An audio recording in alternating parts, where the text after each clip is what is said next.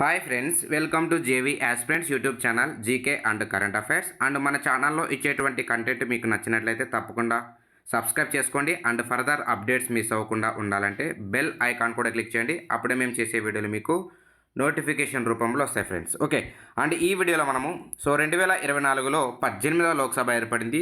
దానికి సంబంధించి 18వ లోక్సభకు సంబంధించి పూర్తి వివరాలు అనేది ఈ వీడియోలో పూర్తిగా డిస్కస్ చేద్దాం. అండ్ ఇది కరెంట్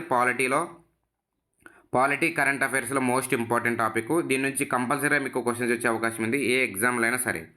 ముఖ్యంగా పాలిటీ అనేటువంటి సబ్జెక్ట్ ఎవరికి ఉంటుందో వాళ్ళు ముఖ్యంగా చూడాల్సినటువంటి వీడియో ఇది. అండ్ 18వ లోక్సభకు సంబంధించి పూర్తి సమాచారం ఈ వీడియోలో అయితే డిస్కస్ చేద్దాం ఫ్రెండ్స్. ఓకే, ఇక ఆలస్యం చేయకుండా టాపిక్లకి అయితే వెళ్ళిపోదాం.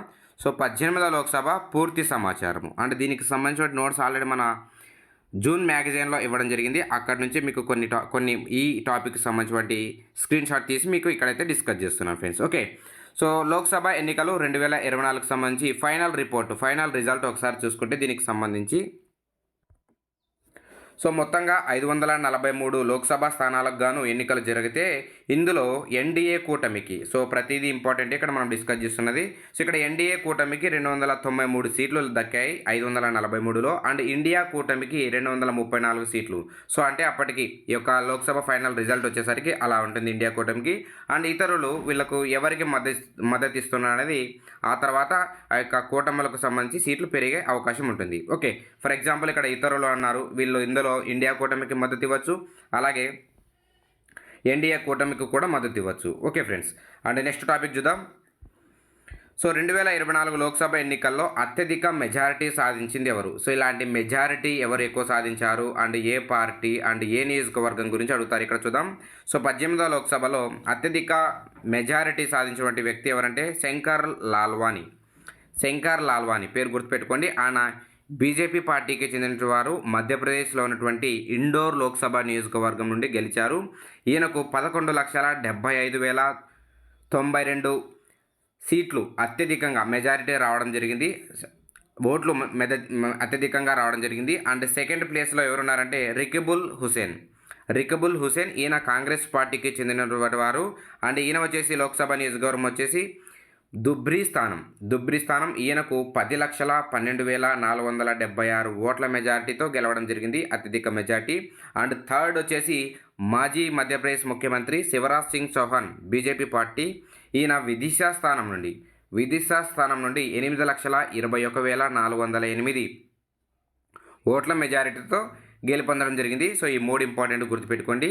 అండ్ వీలైతే దీన్ని స్క్రీన్ షాట్ తీసి పెట్టుకోండి ఫ్రెండ్స్. ఓకే, నెక్స్ట్ ఇప్పుడు 2024 లోక్సభ ఎన్నికల్లో అత్యల్ప మెజారిటీ, అతి తక్కువ మెజారిటీ ఎవరికి వచ్చిందనేది చూద్దాం. ఇందాక అత్యధిక మెజారిటీ, ఇప్పుడు వచ్చేసి అత్యల్ప మెజారిటీ. అధూర్ ప్రకాష్, ఈయన పేరు వచ్చేసి అధూర్ ప్రకాష్. ఈయన కాంగ్రెస్ పార్టీకి చెందినవారు. అండ్ కేరళలో ఉన్నటువంటి అత్తింగల్ లోక్సభ స్థానం నుండి గెలుపొందారు. ఈయన వచ్చేసి జస్ట్ 684 ఓట్ల మెజారిటీతో గెలుపొందారు, 684. అండ్ సెకండ్ వచ్చేసి రవీంద్ర నారాయణ్ బెహ్రా. ఈయన బీజేపీ పార్టీకి చెందినవారు. జయపుర లోక్సభ స్థానం. ఈయన వచ్చేసి 1,587 ఓట్ల మెజారిటీతో గెలుపొందడం జరిగింది. అండ్ థర్డ్ ప్లేస్లో వచ్చేసి అనిల్ చోప్రా, కాంగ్రెస్ పార్టీకి చెందినటువంటి వారు. జైపూర్ రూరల్ లోక్సభ నియోజకవర్గం నుండి. జైపూర్ మీకు రాజస్థాన్లో ఉంటుంది. అండ్ 1,615 ఓట్ల తేడాతో జస్ట్ 15 ఓట్ల తేడాతో మెజార్టీ సాధించడం జరిగింది. అత్యల్ప మెజార్టీ సాధించినటువంటి లిస్ట్ ఇది. ఓకే, నెక్స్ట్ చూద్దాం. 2024 లోక్సభ ఎన్నికల్లో అతి పిన్న వయస్కులు ఎవరు? అతి తక్కువ వయస్కుల గల వారు ఎవరు? 18వ లోక్సభ ఎన్నికల్లో 25 ఇయర్స్ ఓన్లీ ఎవరంటే చూద్దాం. శాంభవి చౌదరి. ఈమె బీహార్లో ఉన్నటువంటి సమస్తీపూర్ లోక్సభ నియోజకవర్గం నుండి గెలుపొందారు. లోక్సభ జనశక్తి పార్టీ. ఈమె వచ్చేసి లోక్ జనశక్తి పార్టీ. అండ్ ఈమె just 25 years old only. And next Sanjana Jatav వచ్చేసి రాజస్థాన్లో ఉన్నటువంటి భరత్పుర స్థానం నుండి గెలుపొందడం జరిగింది, కాంగ్రెస్ పార్టీకి చెందినటువంటి వారు. అండ్ ఈమె భర్త వచ్చేసి పోలీస్ కానిస్టేబుల్ కావడం గమనార్హం. అండ్ వీళ్ళ వయసు వచ్చేసి just 25 years only. Okay friends, and next 18వ లోక్సభకు కొత్త వారు మొత్తం ఎంతమంది ఎన్నికయ్యారనేది చూద్దాం ఇప్పుడు. లోక్సభకు ఈసారి అంటే 2024 18వ లోక్సభకు సంబంధించి 280 మంది తొలిసారి ఎన్నిక కావడం జరిగింది. అండ్ ఇందులో ఈ 280 మందిలో ఉత్తరప్రదేశ్ నుండి దాదాపు 45 మంది తొలిసారి పార్లమెంటులో అడుగుపెట్టారు. అండ్ మహారాష్ట్ర నుండి 33 మంది. సో మీకు ఎగ్జామ్లో అడిగే ఛాన్స్ ఉంది. ఈ 2024 లేదా 18వ లోక్సభలో మొత్తం ఎంతమంది కొత్త ఎంపీలు ఉన్నారంటే 280 మంది. అందులో ఎక్కువ ఏ రాష్ట్రం వాళ్ళంటే 45 మంది ఉత్తరప్రదేశ్ రాష్ట్రం నుండి. Okay friends. And next, so 18వ లోక్సభకు ఎంతమంది ముస్లిం వాళ్ళు ఎన్నికయ్యారు? ఇలాంటివి మీకు మతాలకు సంబంధించి కూడా అడిగే ఛాన్స్ ఉంది. 18వ లోక్సభలో ఈ యొక్క 24 మంది ముస్లిం మహిళలు ఎన్నికయ్యారు. అండ్ గత ఎన్నికలతో పోలిస్తే ఈ సంఖ్య 2 తక్కువ కావడం, అంటే మీకు 17వ లోక్సభ అంటే 2019 సంబంధించి అప్పుడు 22 మంది మాత్రమే ఈ యొక్క ముస్లింలు ఎన్నికయ్యారు లోక్సభకు. అండ్ ఇప్పుడు ఈసారి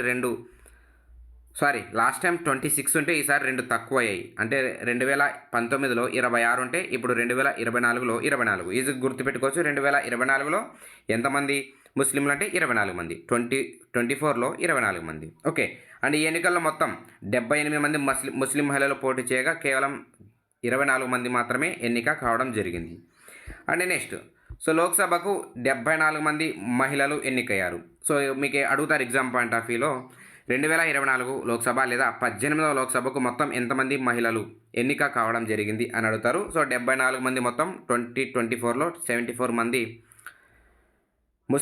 జస్ట్ ఉమెన్స్ మాత్రమే ఉన్నారు. 2024 లోక్సభ ఎన్నికల్లో 74 మంది మహిళా ఎంపీలు, అంటే అందులో మొత్తం 543 చూసుకుంటే 13.62% మంది 74 మంది మహిళా ఎంపీలు ఉన్నారు. అత్యధికంగా పశ్చిమ బెంగాల్ నుండి 11 మంది మహిళా ఎంపీలు ఉన్నారు. సో ఇలాంటి ప్రతి పాయింట్ ఇంపార్టెంట్ ఇక్కడ. అండ్ మొత్తం ఎన్నికల బరిలో 797 మంది నిలబడితే అందులో కేవలం 74 మంది మాత్రమే గెలవడం జరిగింది. అండ్ ఎక్కువగా బీజేపీ పార్టీ నుండి 69 మంది మహిళలకు అవకాశం ఇచ్చారు. అంటే 793 మంది పోటీ చేస్తే 69 మందికి బీజేపీ పార్టీ ఇస్తుంది. అండ్ సెకండ్ వచ్చేసి కాంగ్రెస్ పార్టీ 41 మందికి ఇచ్చింది. సో మొత్తంగా చూసుకుంటే ప్రజెంట్ లోక్సభలో ఎంతమంది మహిళలు ఉన్నారు? 74 మంది ఉన్నారు. Okay friends. And next, and ఇక్కడ చూద్దాం 2019లో మహిళా ఎంపీల సంఖ్య ఎంత? మహిళా ఎంపీల సంఖ్య వచ్చేసి 78గా ఉంది.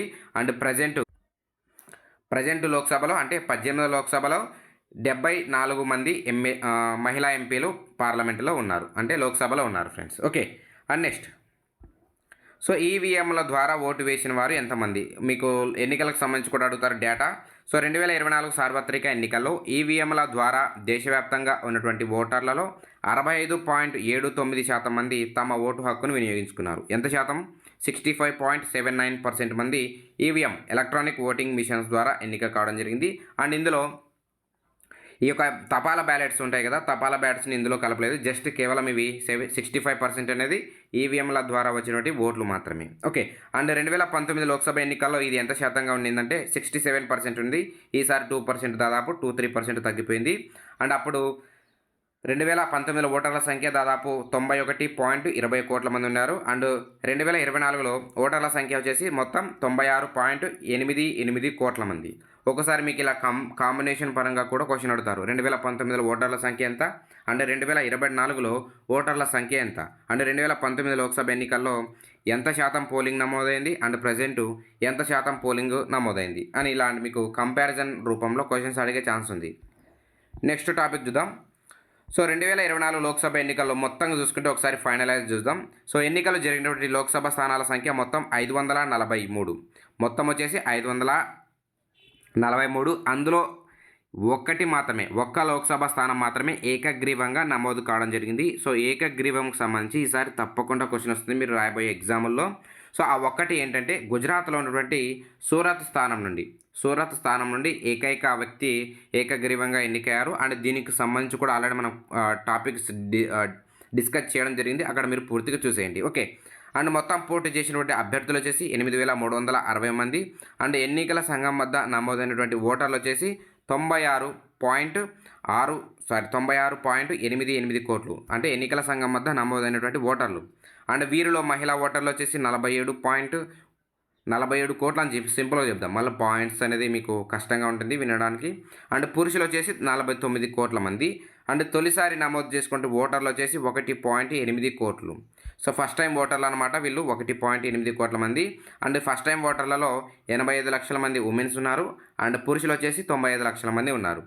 అండ్ 100 ఏళ్ళు దాటినటువంటి ఓటర్లు వచ్చేసి 2.18 లక్షల మంది ఉన్నారు. అంటే దాదాపు 2 లక్షల మంది ఈ యొక్క మొత్తం ఓటర్లలో 2 లక్షల మంది 100 ఇయర్స్ దాటినటువంటి ఓటర్లు ఉన్నారు. అండ్ 85 సంవత్సరాలు దాటినటువంటి ఓటర్లు వచ్చేసి 82 లక్షల మంది ఉన్నారు. సో ఈ డేటా అంతా కూడా కష్టంగా ఉంటుంది మీకు, బట్ ఇక్కడ నుంచే క్వశ్చన్స్ అడుగుతారు మీకు. ఓకే, నెక్స్ట్ మొత్తం ఈ యొక్క 18వ లోక్సభకు సంబంధించి మొత్తం ఈ యొక్క ఓటర్లు చూసుకుంటే ఓటు వేసిన వారు చూసుకుంటే 62.20 కోట్ల మంది.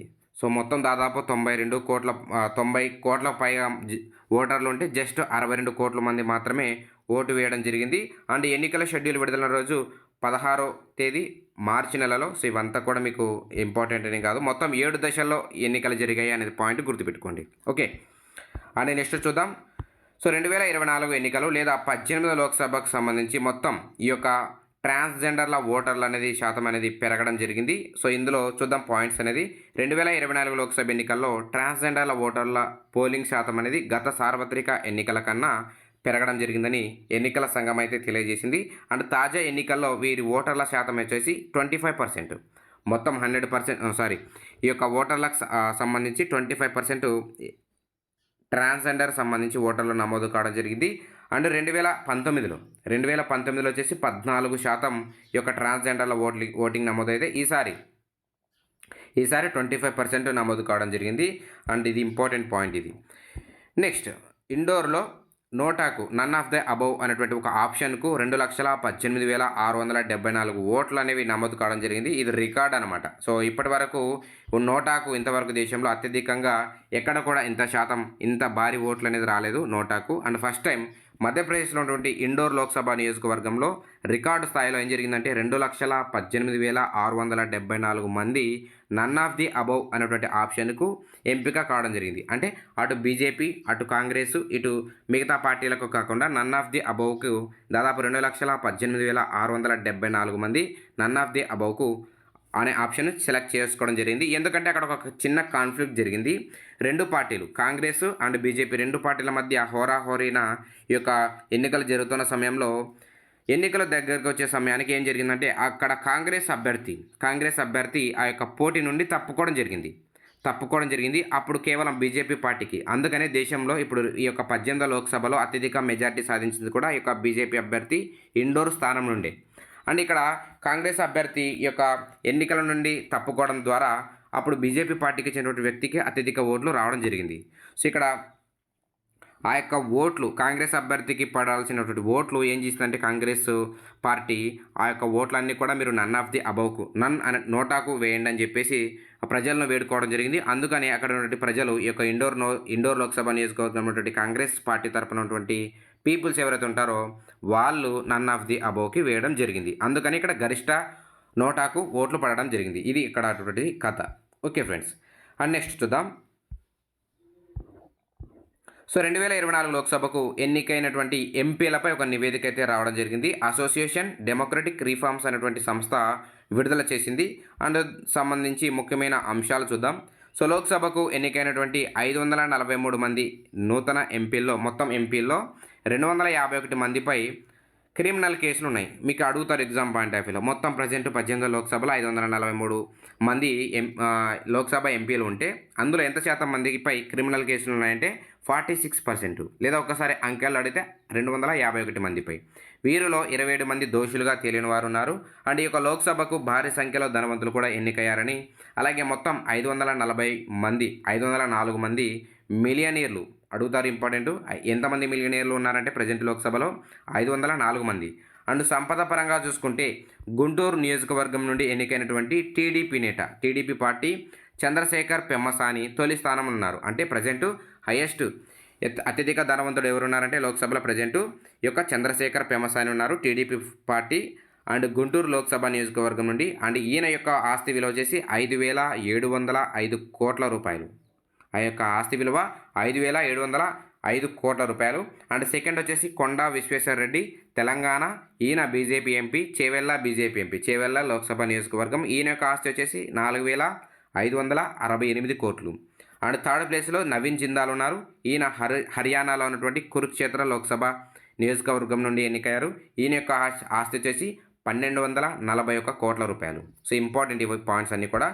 అండ్ నెక్స్ట్ గెలుపొందినటువంటి ఎంపీల్లో మొత్తం 543 ఉందంటే అందులో 105 మంది తమ విద్యార్హతను 5 నుంచి 12వ తరగతులుగా పేర్కోవడం జరిగింది.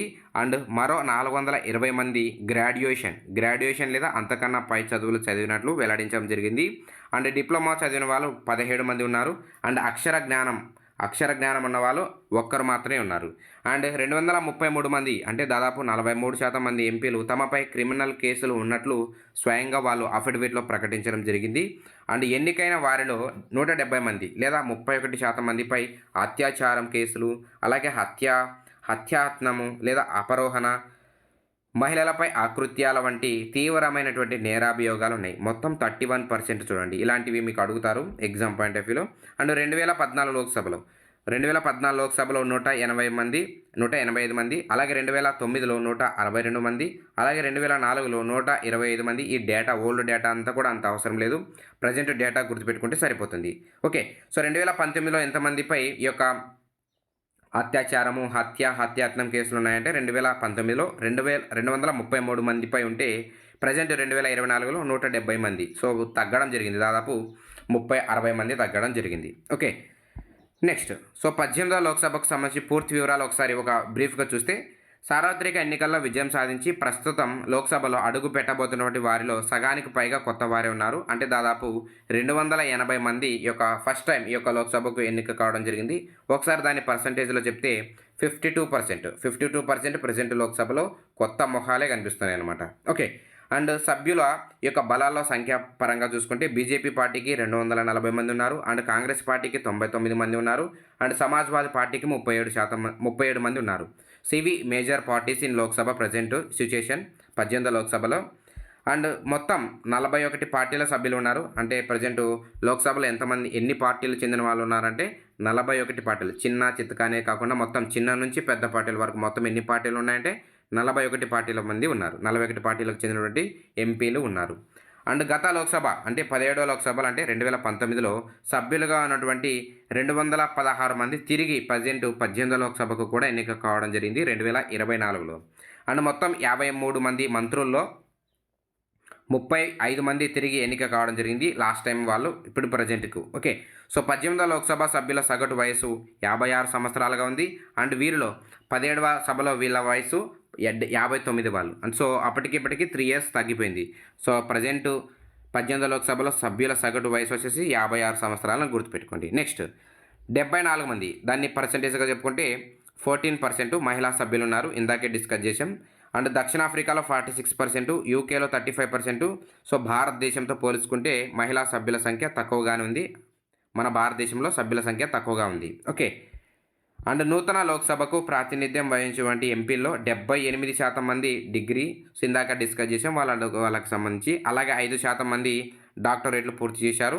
అండ్ ఎంపీల్లో 48% మంది సామాజిక సేవ నుండి ఎన్నిక కావడం జరిగింది. ఓకే, అండ్ నెక్స్ట్ 18వ లోక్సభకు సంబంధించి ఎంపీల సగటు వయసు 56 సంవత్సరాలు, ఇందాకే డిస్కస్ చేసాం ఆ పాయింట్ను. అండ్ ప్రజెంట్ ఒకసారి బ్రీఫ్గా చూద్దాం. లోక్సభ ఎన్నికల్లో గెలుపొందినటువంటి వారి సగటు వయసు 56 సంవత్సరాలు అని ఈ యొక్క సంస్థ వెల్లడించడం జరిగింది, పిఆర్ఎస్ అనేటువంటి సంస్థ. గత లోక్సభలో ఇది ఎన్ని సంవత్సరాలుగా ఉండిందంటే 59 సంవత్సరాలుగా ఉండింది. అండ్ ప్రజెంట్ 56 సంవత్సరాలు తగ్గింది, 3 years తగ్గింది. ఓకే, అండ్ ఒకసారి చూస్తే గెలిచిన ఎంపీల్లో 40 లేదా అంతకంటే తక్కువ వయసు కలిగిన వారు 11% మంది, అలాగే 41 నుంచి 55 ఏళ్ల మధ్య వారు 38% మంది ఉన్నారు. అండ్ 55 ఏళ్ళు పైబడినటువంటి వారు 52% మంది ఉన్నారు. ఇవంతా కూడా మీకు కన్ఫ్యూజన్గా ఉండొచ్చు, మరొకసారి మీరు రివైజ్ చేసి చూడండి, మీకు ఉపయోగపడుతుంది కంపల్సరీ డేటా ఇది. ఎందుకంటే 5 years పాటు 5 సంవత్సరాల పాటు ఈ కరెంట్ పాలిటీ ఇక 18వ లోక్సభకు సంబంధించి అడుగుతారు మీకు క్వశ్చన్స్. ఓకే, అండ్ గెలిచిన వారిలో సమాజ్వాదీ పార్టీకి చెందినటువంటి పుష్పేంద్ర సరోజు అలాగే ప్రియా సరోజు, మొత్తం వీళ్ళిద్దరు కూడా వయసు రీత్యా చాలా చిన్నవారు అనమాట. అండ్ వయసు రీత్యా పెద్దవాళ్ళు వచ్చేసి ఎవరంటే డిఎంకే పార్టీకి చెందినటువంటి TR Baalu, 85 years old. So అతిపెద్ద వయసు టిఆర్ బాలు, అండ్ అతి చిన్న వయసులో వచ్చేసి Priya Saroj and Pushpendra Saroj. Okay, and 18వ లోక్సభలో తెలుగు రాష్ట్రాల నుండి ఎన్నికైనటువంటి వారు కేంద్ర మంత్రులు అయ్యారు. మొత్తం 5 మంది అన్నారు. సో వాళ్ళకి సంబంధించిన డేటా చూస్తే వాళ్ళ పేర్లు చూద్దాం. రామ్మోహన్ నాయుడు, శ్రీకాకుళం లోక్సభ నియోజకవర్గం, ప్రజెంట్ ఆయన పౌర విమానయాన శాఖ మంత్రిగా ఉన్నారు. అండ్ పెమ్మసాని చంద్రశేఖర్ ప్రజెంట్ లోక్సభలో హయ్యెస్ట్ అత్యధిక ధనవంతుడు ఎంపీ ఈయన వచ్చేసి నరసరావుపేట లోక్సభ నియోజకవర్గం గ్రామీణాభివృద్ధి కమ్యూనికేషన్ సహాయ శాఖ మంత్రిగా ఉన్నారు. అండ్ భూపతి రాజు శ్రీనివాస్ వర్మ భీమవరం ఈయన స్వస్థలం. అండ్ ఈయన భారీ పరిశ్రమలు ఉక్కు సహాయ శాఖ మంత్రిగా ఉన్నారు. అండ్ బండి సంజయ్ తెలంగాణ రాష్ట్రం కరీంనగర్ ఎంపీ హోంశాఖ సహాయ మంత్రిగా ఉన్నారు. అండ్ కిషన్ రెడ్డి వచ్చేసి సికింద్రాబాద్ బొగ్గు గనుల శాఖ మంత్రిగా ఉన్నారు. సో వీళ్ళు ఈ యొక్క మొత్తం 18వ లోక్సభలో తెలుగు రాష్ట్రాల నుండి ఎంపికైనటువంటి మంత్రులు, కేంద్ర క్యాబినెట్ మంత్రులను పిలుస్తారు వీళ్ళని. మొత్తం 5 మంది friends. Okay, and next point చూద్దాం, లాస్ట్ పాయింట్స్. సో 18వ లోక్సభలో 16 మంది మంత్రులు శతకోటీశ్వర్లు ఉన్నారు. ఇది అసోసియేషన్ డెమోక్రటిక్ రిఫార్మ్స్ అనేటువంటి సంస్థ నివేదికను వెల్లడించడం జరిగింది. సో కేంద్రంలో కొత్తగా కొలుదినటువంటి మంత్రిమండలి సభ్యుల్లో 99% లేదా 70 మంది కోటీశ్వరులే ఉన్నట్లు ఈ యొక్క ప్రజా సంస్కరణ సంఘం ఏడీఆర్ అనేటువంటి సంస్థ నివేదిక వెల్లడించడం జరిగింది. అందులో మంత్రుల సగటు ఆస్తి విలువ వచ్చేసి 107 కోట్లు, దాదాపు 108 కోట్లు అని చెప్పొచ్చు. బట్ అటు ఇటు 107 లేదా 108 కోట్లు. ఓకే, ఇందులో 6 మంది మంత్రుల్లో 100 కోట్ల కన్నా ఎక్కువగా ఉన్న వాళ్ళు ఉన్నారు. అందులో అత్యంత సంపన్నుడు, అత్యంత ధనవంతమైనటువంటి మంత్రి ఎవరంటే పెమ్మసాని చంద్రశేఖర్ 5,705 కోట్ల రూపాయలు. అండ్ సెకండ్ వచ్చేసి జ్యోతిరాదిత్య సింధియా 424 కోట్ల రూపాయలతో రెండవ స్థానంలో ఉన్నారు మంత్రిగా, అత్యధిక ఆస్తులు కలిగిన కేంద్ర మంత్రి.